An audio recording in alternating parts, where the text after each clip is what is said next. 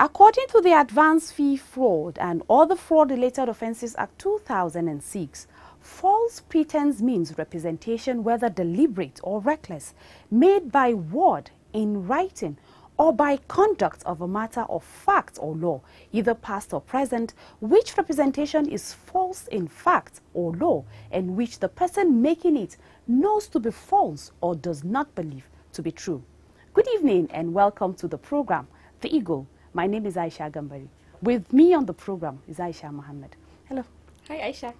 Good evening and thank you for joining us on the program.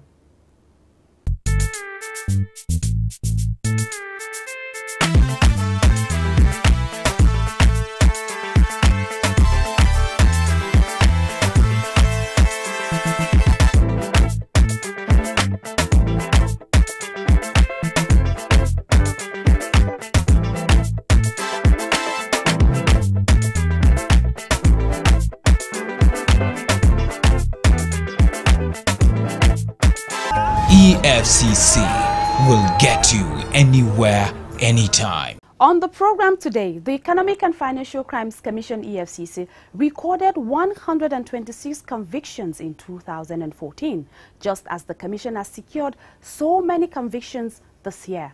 The Commission spokesperson Wilson Uwujaren, who disclosed this at a media briefing in Enugu, said the figure was an improvement over the 117 convictions recorded in 2013. And on our special focus segment, Francis Usani, the director of the Nigerian Financial Intelligence Unit, NFIU, has won election as the regional representative of the Edmont Group for Central and West Africa. The election, which took place at the just concluded 42nd Edmont Working Group meetings in Berlin, Germany, makes the NFIU as the main coordinator of all Edmont Group activities within the 26-member FIUs in the West and Central Africa region. Please stay tuned as the program continues right after the break. Cheers! Cheers!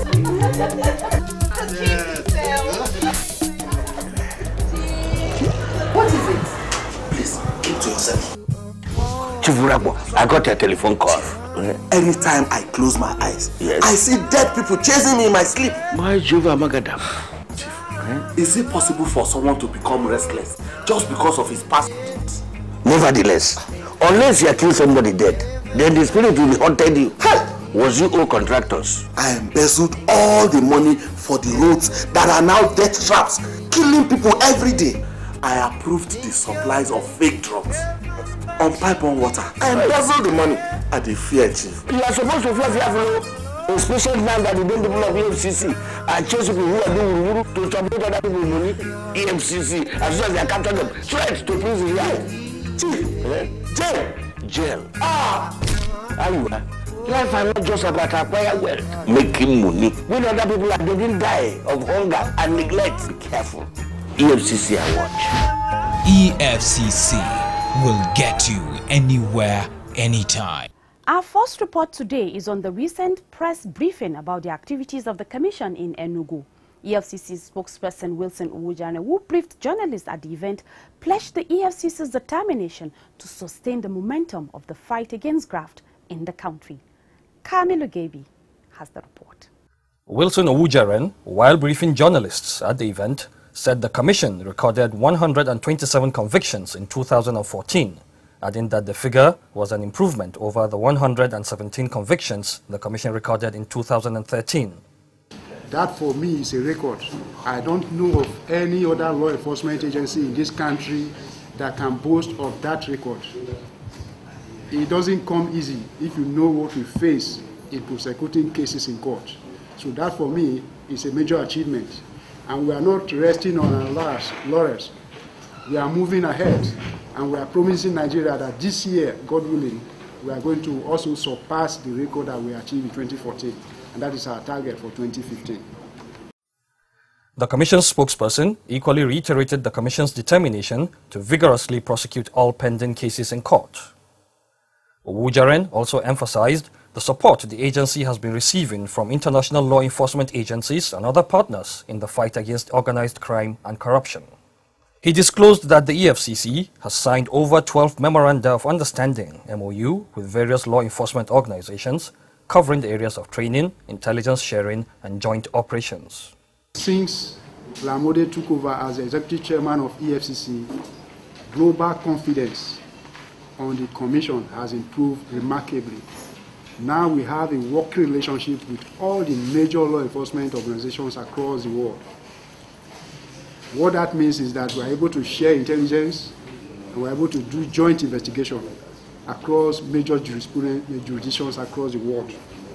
We have also initiated and signed a number of memoranda of understanding with several countries. I want to list some of them for you. We have done an MOU with the Australian Federal Police, the Global Fund, the United States Federal Trade Commission, the World Bank, the African Development Bank, the Higher Authority Against Corruption-Related Offences in Niger Republic, the Western Australia Police Force, the British Serious Fraud Office, the Economic Crimes Network in New Zealand, the Association of Anti-Corruption Agencies in Commonwealth Africa, and the United States Federal Trade Commission. Back home, Owujaren said the Commission is also working with other sister law enforcement agencies. A notable one among them is the Nigerian Customs Service. We are also helping customs to recover duties that people are not willing to pay. That relationship in 2014 yielded a revenue of 6.53 billion in evaded customs import duties. Another joint recovery effort is ongoing in Port Harcourt. That relationship started in April 2014, and the exercise is still ongoing, and at the end of it, we will announce the recoveries that we have made. The Commission's public enlightenment campaign, he said, has equally been stepped up in order to mobilize the people to embrace the anti-graft war. In addition, he stated that the former Anti-Corruption Revolution campaign, ANCOR, has been repackaged and relaunched and now known as Anti-Corruption and Economic and Financial Crime Support Network, ACE Network.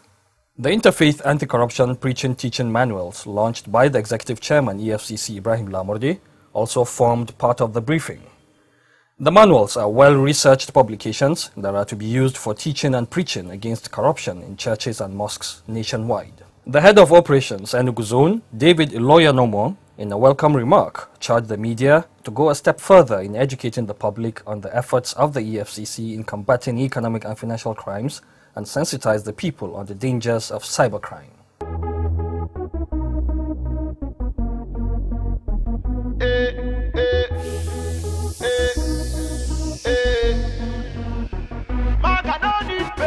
For me to buy correct motor, for me to take make my dough,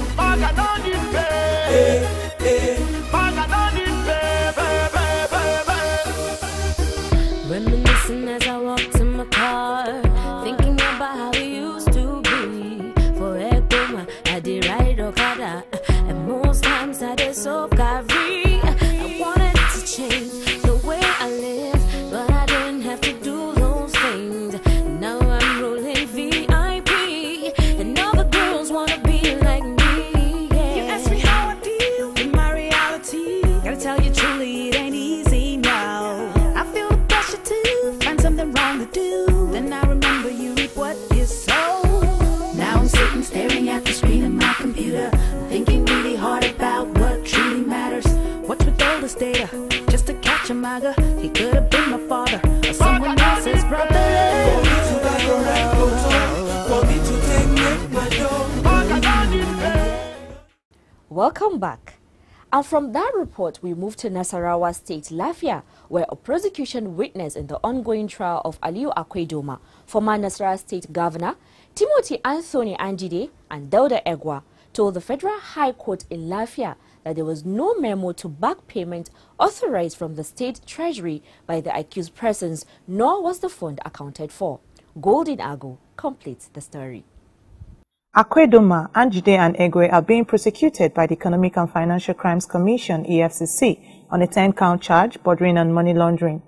At the last adjourned date of the trial, the prosecuting counsel, Kemi Pinheiro, San, called the fifth witness, Solomon Katsa, who is a former Director of Finance in the Office of the Secretary to the Nasarawa State Government. While being led in evidence, Katsa told the court that Anjide, the second accused person, who was the former Secretary to the State Government, was the recipient of the 496 million naira, which was released for the voters' registration exercise in 2011. The prosecuting counsel presented a memo for release of funds dated January 20, 2011 for the exercise, which was admitted in evidence. The witness also told the court that in the course of his duty, he received a message authorizing release of funds approved by the former governor to Anjide. Kasa further told the court that the said sum was processed at the office of the SSG and that no retirement was established for the payment received. 3 payment vouchers were tendered and admitted in evidence as P22 A to C, which was for release of funds to Nasarawa State House of Assembly amounting to 270 million naira. The money was received in cash and acknowledged by Anjide, for which retirement of expenditure evidence was also not provided. The case was adjourned to April 20 and 21, 2015 for continuation of trial. Golden Ago reporting for the Eagle. You're still watching the program, The Eagle. The extradition process initiated against Abdul Adewale Kekereekun before Justice A.R. Mohammed of the Federal High Court, Abuja, has been adjourned. He was picked up for identity theft-related offences, only for checks by the agency to reveal that he is on the wanted list of the UK police. Kamilu Gabi, once again. Kekereekun is wanted by the UK government for the suspected murder of one Marcus Hall, an 18-year-old who was beaten and stabbed to death 14 years ago following a fight outside a nightclub in Luton, England. The rest of the culprits have been prosecuted and jailed in the UK, but Kekereekun has been on the run. The UK police had difficulties tracking him down because he frequently disguises himself with several aliases. The suspect was arrested by the Economic and Financial Crimes Commission (EFCC) in Lagos on February 12, 2015, with the support of the National Crime Agency for offences related to identity theft, before further checks on him revealed he was on the UK wanted list. Announcing his appearance, counsel to the respondent, B. Salihu, told the court that he was served with the process that morning in court. He pleaded with the court for a short adjournment to enable him respond. Responding, the prosecuting counsel, P.U. Akuta, from the Office of the Attorney General of the Federation, told the court that he has no objection, but prayed the court to grant him an order to transfer the respondent from EFCC custody to prison custody. After listening to both counsel, Justice Mohammed ordered the respondent to be transferred to Kuje prisons.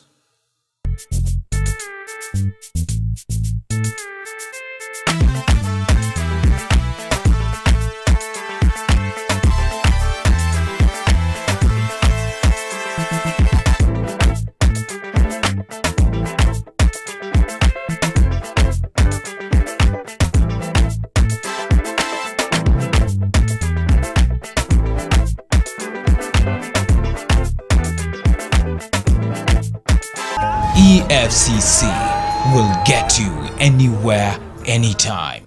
The Nigerian Financial Intelligence Unit (NFIU) is the central national agency in Nigeria responsible for the receipt and analysis of financial disclosure, currency transaction reports, and suspicious transaction reports, and dissemination of intelligence generated therefrom to competent authorities. Aisha Gambari recently had a chat with the director of the NFIU, where he disclosed that the unit recently contested and won election as the regional representative of the Edmont Group for Central and West Africa. The report. Headed by Director Francis Usani, the NFIU became a member of the Edmont Group of Financial Intelligence Units in 2007. The Eagle team had a chat with Usani, who said the unit has become an important player in the Edmont Group of Financial Intelligence Units.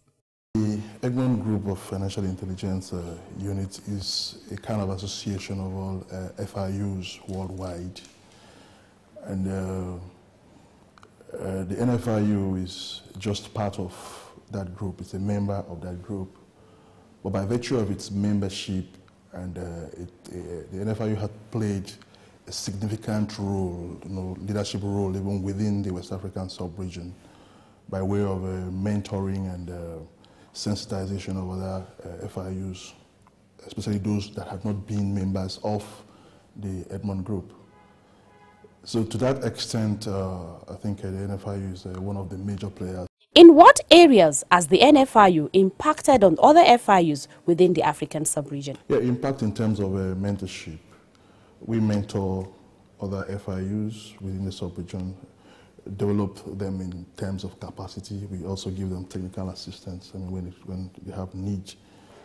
Because the NFIU is highly developed, I would say so, and it measures up to most other international other FIUs in other jurisdictions. You may, in quotes, call developed countries. So within the sub-region where we have access, the other countries or the countries within the sub-region, like to tap on the experience of the NFIU.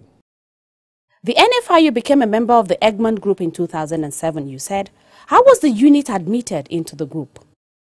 There are certain criteria, that qualifies you as a member of qualifies you to be admitted into the Edmont Group of FIUs, because the fact that you are an FIU does not automatically give you access or does not qualify you to be admitted. You must have satisfied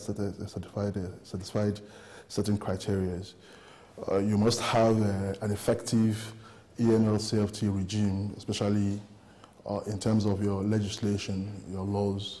There must be legal frameworks, establishing the FIU itself, as it is. And you must have shown some level of commitment to the fight against money laundering and the financing of terrorism. Another important factor for admittance into the group is sponsorship by two existing members of the group. In the case of the NFIU, the US, FinCEN and Mauritius oversaw the NFIU compliance and therefore sponsored our membership. To what advantage is this membership to the NFIU? Besides the financial integrity which it gives a country, you are at an advantage to access information from all the Edmont Group of FIUs. Basically, like as it stands now, we have about 147 FIUs worldwide in the Edmont Group. So by virtue of the NFIU's membership of the Edmont Group, we can access information, whichever or whatever kind of information you will need from the 147 countries. You could see how important that is. Prior to this time, before you can get information on a particular subject, like maybe in the course of investigation, you need information from a country like, take for example, the US. You may need to go through MLAT, you may need to go through letters of repositories and whatever to get information. You may need to go through a lot of either problems. But from the comfort of this office, I can just send a request. Is membership renewable or is it a lifetime thing? Well, I would say it's a lifetime thing. At the moment you become a lifetime, you become a member, but there are exceptions. You could lose your membership. In that, if you live by the terms of the protocols and procedures of the Edmont Group, you can be a lifetime member. But if you now breach those protocols, or procedures, you can lose your membership of the Edmont Group. So in a way, I think it all depends on you who is a member now, either to live by those protocols and procedures and become a life member, or breach those protocols and lose your membership. What are these protocols? The protocols are like I would say, you will have to pay your annual dues, regularly. Edmont emphasizes more on confidentiality. You have to assure the Edmont Group of FIUs that that your information cannot, or the information that you hold cannot be breached, cannot be compromised. You also have to ensure that operationally you are independent, that you don't have the influence of some authorities, breathing over your neck, a host of other protocols, that you have to maintain. Have to maintain a high standard of integrity, and then your staff must be able to, or you must, in fact, be able to receive information, analyze information, and disseminate information. And those are the 3 core characteristics of the FIU. The Egmont Group of FIUs is run by a secretariat domiciled in Toronto, Canada, with regional offices across all the continents, including Africa. In order to achieve effective coverage, a global regional footprint was developed where Africa was divided into sub-regions. On 25th of January 2015, Nigeria was elected as the regional representative of the Egmont Group in an election that took place at the just concluded 42nd Egmont Working Group meetings in Berlin, Germany. Before now, we had just one representative in Africa who was representing the entire African region at the Edmont Group, and it was discovered that he could not effectively represent all the FIUs. You could imagine just one individual in the whole Africa. So by this establishment of the new global footprint, they now divided Africa. Let me just concentrate on Africa. Africa was now divided into 2 regional regions. We have the East South African region, and then we have the Central and West African sub-region. It became incumbent on the regions to now appoint their representative, who will now sit at the Edmont committee meetings, to make decisions and also make policies and also address whatever problems or inadequacies or I would say grievances which they may have. So we had the elections, at Berlin. It came up in Berlin. Though prior to these elections, we were asked to express our interests, declaration of interest into competing. There were actually criteria, for which one could be qualified to contest as the regional representative. We did express our interest, because I think it's not just my concern, it's a national thing. Nigeria expressed its interest through me, through the Edmont Group, and elections came up in Berlin just a fortnight ago, and by the grace of God, I was elected the regional representative for the Central to West African sub-region. What is the advantage of this position to Nigeria? Basically about 9 regions worldwide. So the 9 regions, original representatives, form the executive committee of the Edmont Group. So we are now the decision makers, the policy and decision makers of the Edmont Group. Yes, so we are the ones that address the issues that concern the Edmont Group as it is now.